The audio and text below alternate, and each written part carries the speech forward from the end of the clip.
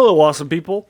I hope you're having a great day today. Today I'm taking a look at the game book. It's called Alice's Nightmare in Wonderland. It was just a recent Kickstarter publication by copies from 2020 and so forth. It's a paperback one. It's by Jonathan Green. It's the new of an ACE Gamebook series that combines a lot of horror and darker aspects to a lot of classics out there like this. I think there's a Wizards of the Oz one and such like that.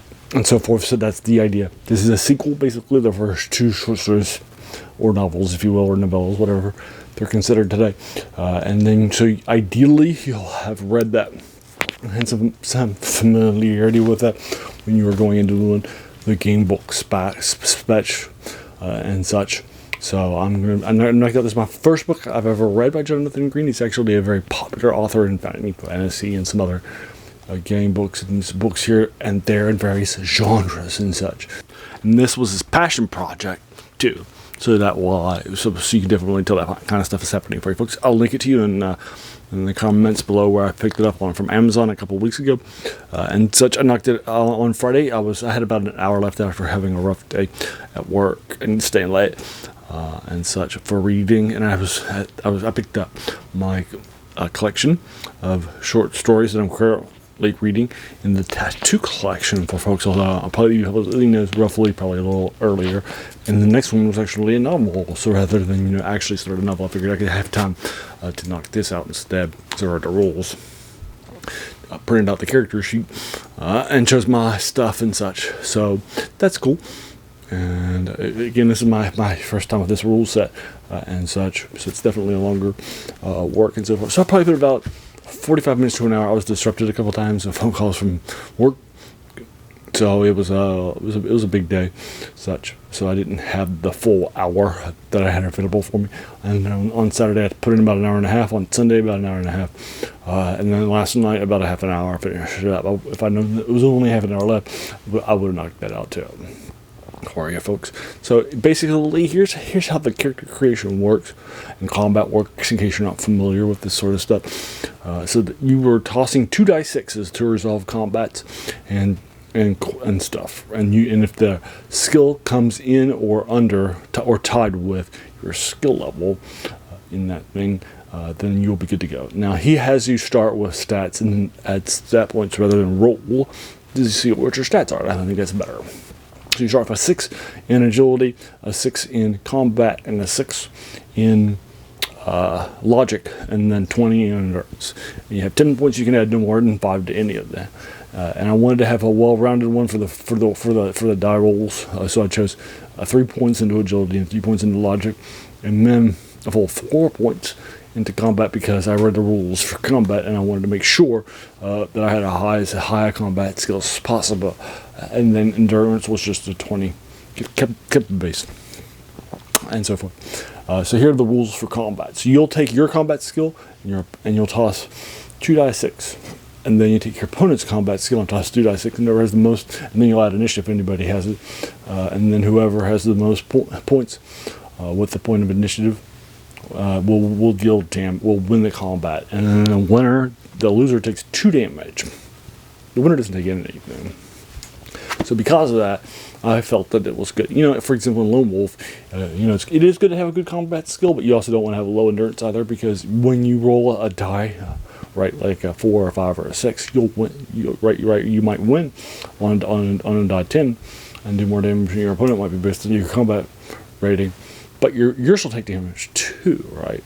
It's rare that you'll toss a dice and you won't take any damage at all. Right? That's got to have a high combat rating or a good roll, or both if you want to have a few options out there, right? So that's what it was. So I saw the rules and I was like, we need to have as high combat skill as possible. I didn't regret it. I really knocked out a lot of combats. You'll also gain skill points over time, and you also have a stat called Insanity, but it starts at 0, and as you gain points in it, you don't want to gain points in it.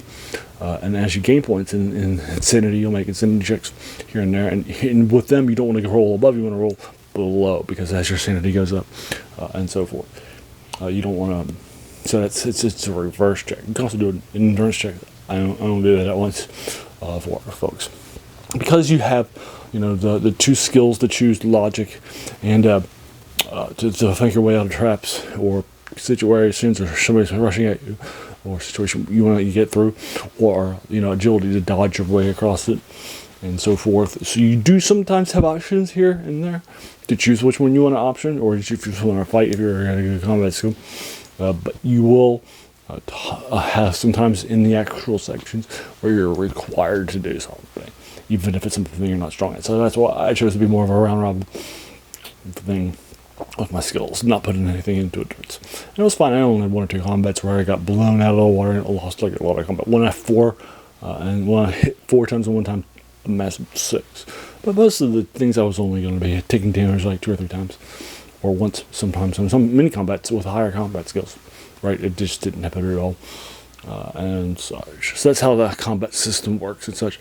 So I'm going to be giving this a 7 out of 10 for you folks. I thought it was okay. I thought that basically the idea that you'll learn in the first paragraph is that you are accosted by a certain character. You might remember the White Rabbit. Although this time, instead of holding a clock, he actually has made a clockwork. And so forth, and he's requiring you to come because you gotta kill the Queen of Hearts. That's your cue, and you're being told that. So in the first section, you're going to go and chase him or not. Those are your first choices.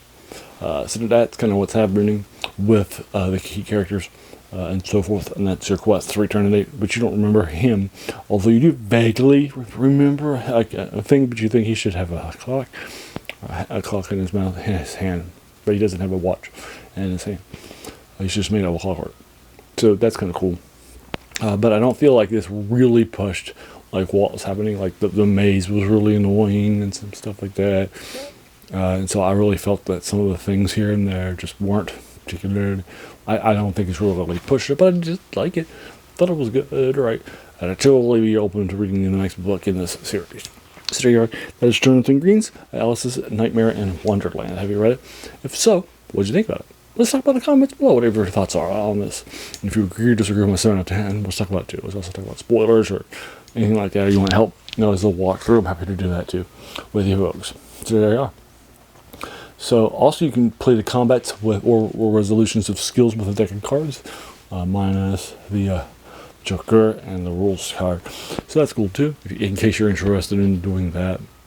So you just shuffle in and pull a card, and then you follow up the rules and such. I did not do that. I did 2 die 6s, such. So there you are. As a reminder, the channel's name is The Worst Thing About New Books. That's a quote by a French philosopher named Jacques Joubert, who said that the worst thing about them was that they kept us from reading the old books. Now, a book from 2020 probably isn't really that old by modern standards, but I sometimes like newer stuff too, and I'm going to bring it to the people's attention too.